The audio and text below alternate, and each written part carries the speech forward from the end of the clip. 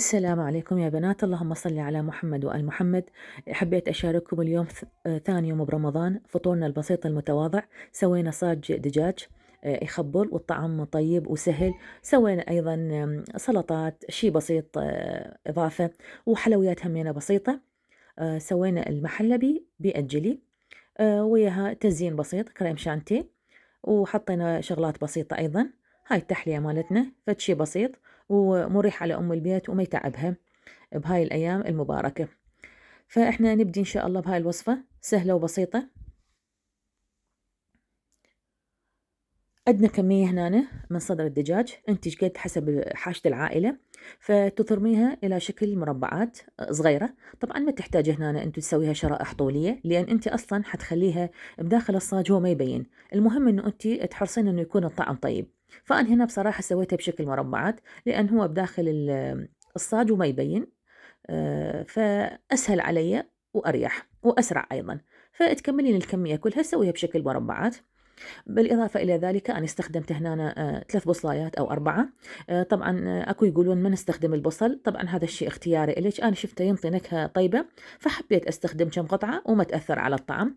بالإضافة إلى ذلك المكون المهم اللي هو اللية، إذا كانت متوفرة عندك طلع كمية بسيطة من لية الغنم وضيفيها إلى صدر الدجاج بالوصفة. هنا أنا نخلي طاوة على النار، كمية بيها من الزيت، نضيف اللية مالتنا ونحمسها على النار حمسة زينة. وراها نضيف كمية صدر الدجاج اللي احنا مقطعيها. طبعا نحمس المجموعة كليتها على النار مع بعض حتى يتجانس الطعم. البهارات اللي احنا راح نضيفها بهارات قص الدجاج، الفلفل الأسود، وكمية بسيطة من الهيل. وعندش أيضا ليمون، عصير ليمون إذا حبيتي ليمندوزي. هذا آخر شيء من يستوي كله تضيفين هاي الرشة من الليمندوزي أو الليمون عندك حتى تضيف طعم طيب. عندنا هنا على صفحة من الطاوة تخلين كمية البصل، ماكو داعي تحمسيها بطاوة مختلفة. نفس الطاوة فقط شوي فرغي لها مكان واحمسيها، وها هي صارت كله متجانس مع بعضه. أخليه على صفحة يبرد. هنا أنا برا ما برد أحط كمية لحم على صفحة بالصاج الدجاج، وأحط ويا بوتيتا، ونخلينا كاتشب وشوية كمية بسيطة من المايونيز وألفها بهالشكل هذا. كمية المايونيز لا تكثريها لأن من حد راح تحطيها بالكابسة راح يموع، فخلي كمية بسيطة. طبعا هنا أنا من حبينا نسوي 3-4 قطع مع بعض. هنا أنا خليت بهاي المجموعة طرشي، يحبون الطرشي طعم طيب بالصاج، فسوينا 4-5 قطع سوية. جهزتيهن وكملتيهن تخليها ببطن الكابسة، ما عندش خليها بالطاوة، تحبين تخليها بالفرد أو ما تخليها بأي شيء، هي قطعة جاهزة تخبل لوحدها رأسا تاكليها.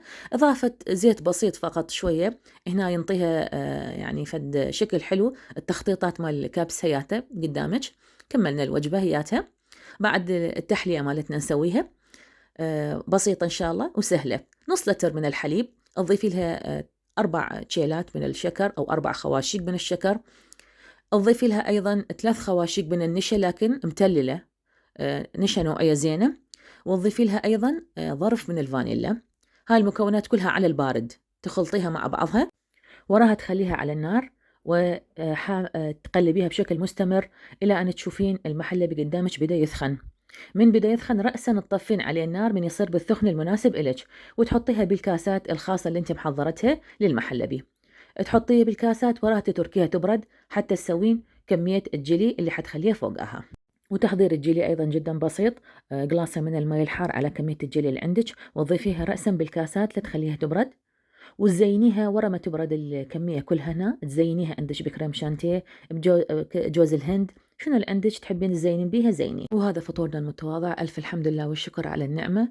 قدمي شنو اللي عندك، سلطات، إذا أكو طرشي، إذا أكو شغلات تحبين إضافية تقدميها. ألف عافية على العائلة.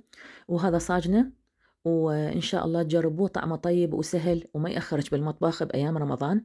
ألف عافية عليكم وأشكر متابعتكم، وإن شاء الله رمضان كريم.